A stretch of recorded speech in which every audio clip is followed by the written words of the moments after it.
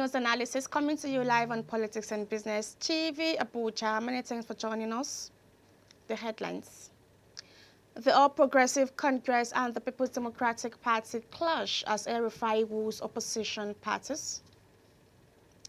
Tax Reform National Assembly engages caucus leaders as hearing begins. Former military head of state Ibrahim Babangida justifies $12.4 billion Gulf oil windfall mismanagement despite Okibo reports. And on the business news, fuel crisis looms as drivers stop loading over alleged harassment. And now to the foreign space, where USAID places 1,600 employees on administrative leave. Details shortly.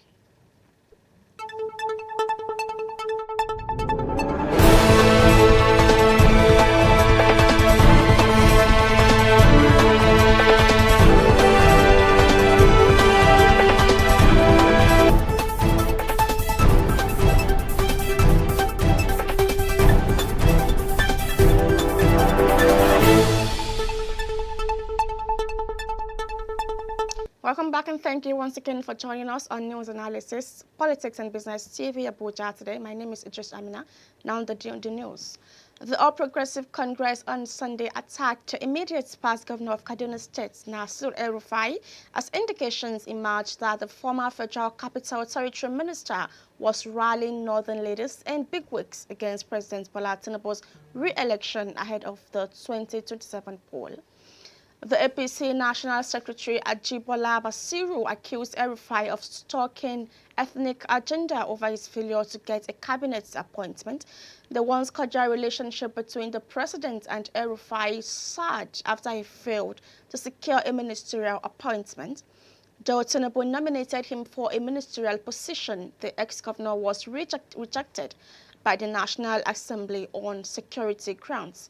But in recent weeks, he has been meeting with various northern political leaders and opposition figures, including the 2023 presidential candidate of the People's Democratic Party, Atiku Abubakar, to demonstrate his newfound relationship with the former vice president, whom he accused of corruption in his book, The Accidental Servant. El-Rufai joined Atiku's entourage during a condolence visit to the family of the elder statesman and leader of Niger Delta, Chief Edward Clark, last Friday. Speaking during the visit, El-Rufai said Atiku deserved commendations for spearheading economic reforms during the Olusegun Obasanjo administration. Meanwhile, after weeks of uncertainty, the Senate will today commence a public hearing on the tax reform bills. On Tuesday, the House of Representatives will open its doors for stakeholders and bills on the controversial bills, which sparked intense debate during plenary 2 weeks ago before their eventual passage for second reading. The chairman of the Senate Committee on Finance, Senator Sani Musa, disclosed the Red Chamber's readiness to commence the exercise. The senator, a member of the All Progressive Congress representing Niger Delta District, emphasized the importance of the bills to the federal government, fiscal reforms, and economic revival. That said, Musa said his committee had invited many heads of agencies, such as the Minister of Finance and the Coordinating Minister of the Economy and the Minister of Trade and Investment. The Senate Committee Chair said the Attorney General of the Federation, the Minister of Petroleum, the Chairman of Federal Inland Revenue Service, and the Statistician General of Nigeria, who heads the National Bureau of Statistics, were also invited. Similarly, the Speaker of the House of Representatives, Tajuddin Abbas, last week named a special committee led by the Chairman, House Committee on Finance, Abiodun Faleke, to conduct a public hearing on the tax reform bills following the passage for a second reading. And now the former military president, General Ibrahim Babangida, says Nigeria failed to maximize its oil boom years due to what he described as a nationwide profligacy and conspicuous consumption that undermined the economy's long-term development. He also justified the spending of the $12.4 billion oil windfall by his government. In excerpt from his autobiography, A Journey of Service, launched on February 20th, 2025, Babangida argued that while the meteoric revenue from crude oil under then head of state, General Yakubu Gowon, funded massive infrastructure expansions, policies such as the indigenization decree of 1972 inadvertently provided windfall gains for a handful of influential individuals at the expense of non-oil sectors. Babangida's 400-page account said exuberant oil wealth shaped government spending, fraud, public corruption, and generated economic twists that still haunts the country today. In Chapter 7, titled Reforming the Economy, Privatization, IMF, SAP, and other matters, he argued that the heady days of our nation's oil boom were overshadowed by accusations of corruption. Babangida also drew parallels to previous administrations, contending that it was normal practice to dedicate foreign exchange earnings directly to major national projects bypassing the federal accounts. He noted that the economic choices he made during his 8 years in office, though painful, were necessary to restore productive capacity to the country. This is an analysis on Politics and Business TV Abuja. We'll go on a short break, and when we're back, we'll bring you more reports. Stay with us.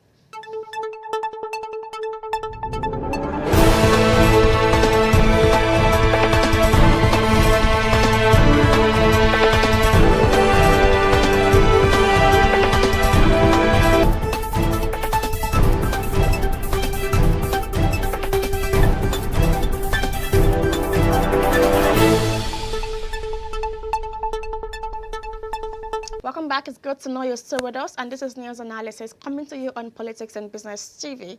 Now to the business news. There is a looming fuel scarcity in Lagos and other parts of Nigeria as tanker drivers have stopped fuel loading over alleged harassment by officials of the Lagos State Government and the Federal Ministry of Transportation. Also, telecommunications companies have raised concerns over a possible network blackout as a strike by petroleum tanker drivers could disrupt diesel supply, threatening the operation of mobile and internet services. It was learned that the truck drivers could not load fuel on Saturday and Sunday, creating fears of scarcity in Lagos and other states. However, the Lagos State Government said it was only enforcing its e-call-up system, warning that attempts to blackmail the state government would not work. The e-call-up system is a digital platform that manages the movement of trucks in the Lekki-Ekpe corridor of Lagos. The system was launched in September 2024 to help reduce traffic congestion. In an interview with the media, the national president of the Nigerian Association of Road Transport Owners, Yusuf Otuman, said members of his association were often beaten and harassed by government officials for no known reason. According to him, trucks were being seized and damaged by the government officials, adding that he would not know if there would be fuel loading on Monday. And now to the foreign space, where the United States Agency for International Development on Sunday at 11:59 p.m. placed no fewer than 1,600 employees worldwide on administrative leave. The leave was announced in a statement titled Notification of Administrative Leave on the agency's website. It added, concurrently, USAID is beginning to implement a reduction in force that will affect approximately 1,600 USAID personnel with duty stations in the United States. Affected employees received direct notifications detailing the next steps regarding their employment status, benefits, and future options.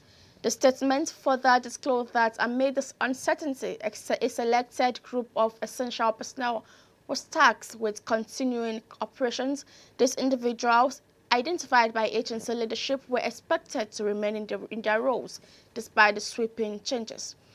The impact of these changes was particularly pronounced for USAID's overseas personnel. However, the agency pledged to ensure their safety.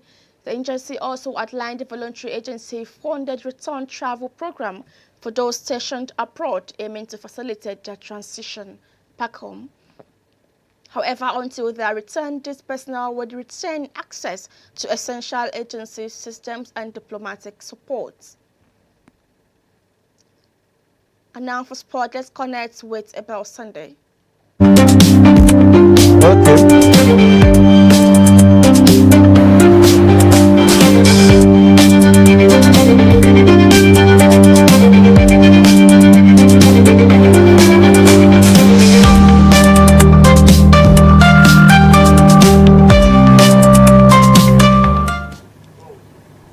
Good afternoon and welcome to P&B Sports News. I'm Abel Sunday. Nigerians D-Tiger defeat Libya 75-70 to stay alive in Afro basketball qualifiers.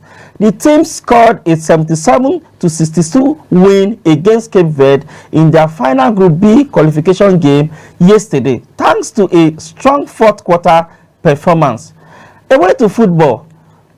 Manchester United drew 2-2 at Goodison Park.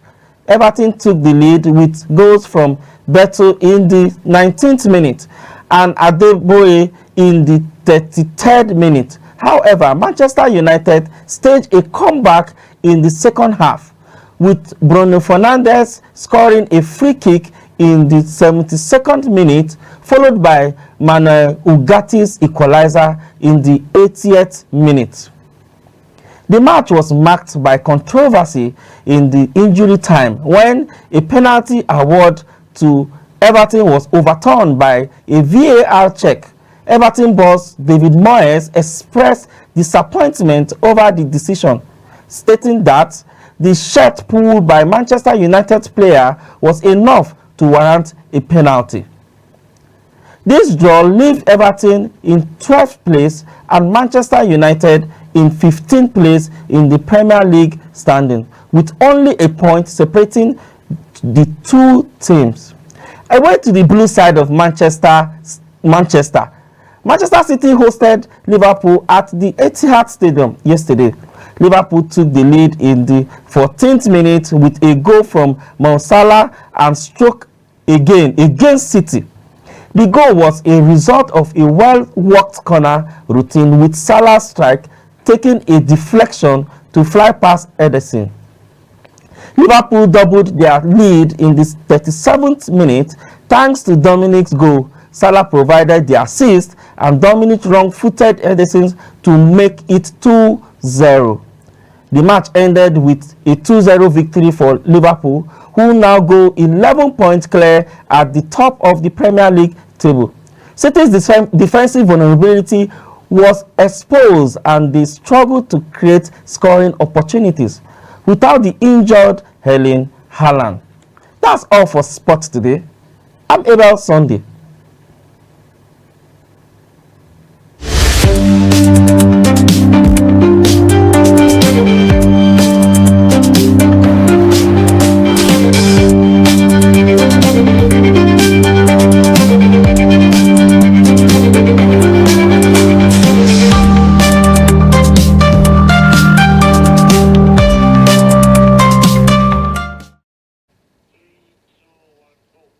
Welcome back. Now moving on to today's forecast, which is on the Nigeria inflation drop, and does it reflect on the prices in the market? A few days ago, the National Bureau of Statistics announced that Nigeria's inflation rate has dropped to 24.48% in January 2025, down from 34.80% in December 2024. The news was met with applause from government officials and pro-government supporters who saw it as a sign of economic recovery. However, the reality is different on the streets. Food prices remain high, transportation costs continue to rise, and families still struggle to afford basic necessities. At first glance, a drop in inflation should be good news, signaling a relief in consumers, but in reality, it simply means that prices are rising at a slower rate, not that they are coming down. The cost of goods and services that had surged due to inflation has already set a new baseline, making it difficult for consumers to notice any difference in their daily expenses. Join us shortly as we bring on an economic expert to analyze this topic with us. Stay with us.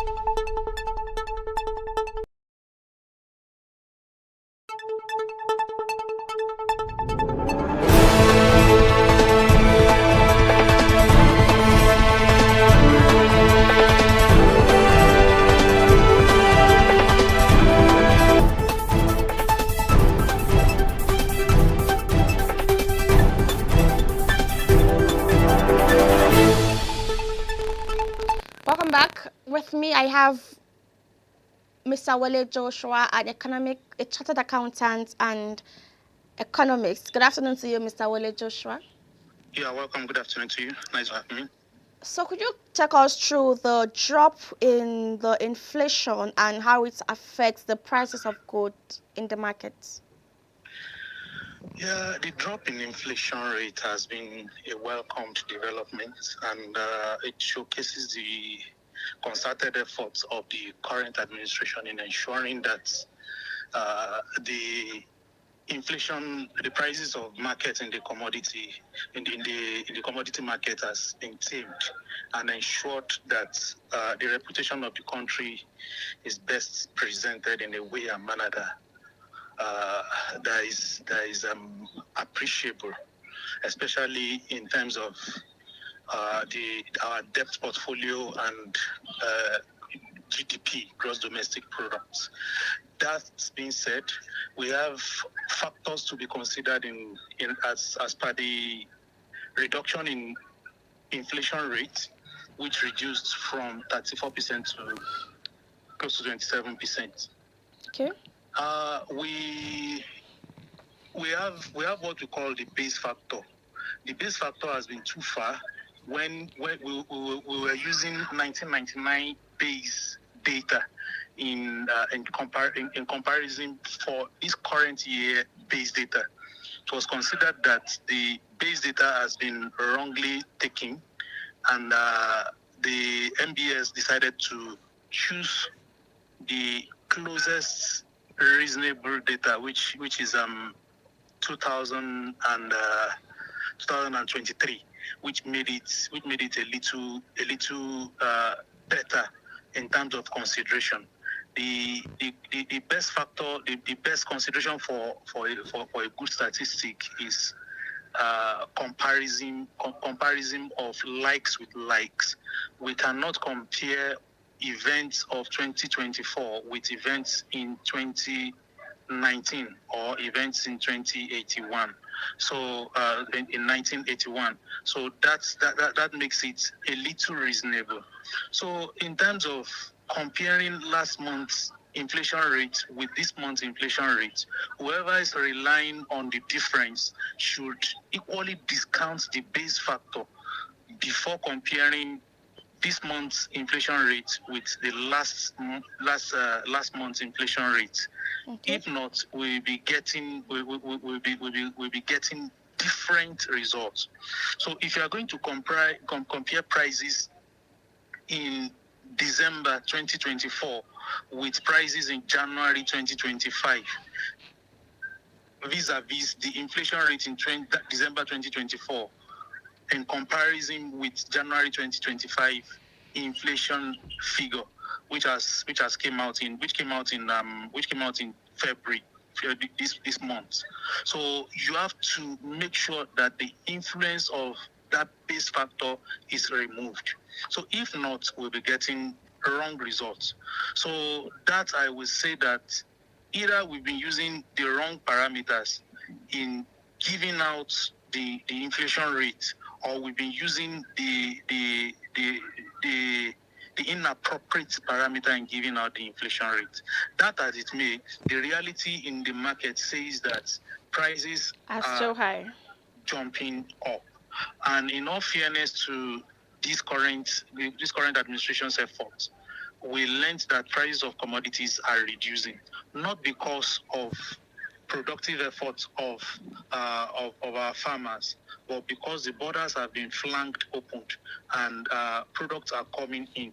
And when products are coming in that manner, we have to check many other factors to be sure that we are not undermining the efforts of our markets.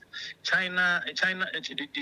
Chinese government kept their exchange rates a little low so as to encourage export, so as to make sure that their products are exported into African market and Asian markets, meaning that the government is indirectly subsidizing their products. What they gain from doing that is that they keep their youths engaged. So what we may lose by opening our borders wide for products to come in is that most of our youths, most of our working hands may not be able to do that again. So we may experience capital flight. At the same time, we have to look inward to check our farmers. What is really causing this increase in prices? Is it artificial? Is it natural? If it is artificial, if it is natural, how will the government come in? Like the input, fertilizers, the input as in land, the input as in security, and many other things, so that government can work on this while ensuring that the prices of commodities are coming down. But in Nigerian climes, we've experienced the fact that when governments are intensifying their efforts, what we see is a good climate for production and a good climate for profit making. Instead of reducing price, we see more robust profiteering on the parts of the companies, while we see people benefiting from government efforts. So we should look at what is really hitting deep into the production sector of Nigeria. Instead of increasing productivity, we only increased supplies through importation, and we should be looking at the impact of the capital flight. So inflation itself really did not come down, but the base factor was adjusted to accommodate the current realities. And if the current realities are accommodated, we have to go back into the previous inflation rates and adjust for that particular base factor. Okay. So if you are adjusting for the base factor, we can now project a line to see whether inflation rate has actually reduced or it has responded to the baseline factor adjustments. All right. Thank you very much, Mr. Wale Joshua, for joining us on today's program. Thank you. You're welcome. That was a wonderful insight. Thank you. We appreciate. You're welcome. Thank you. That will be the size of our programs for today. My name is Idris Amina. Bye for now.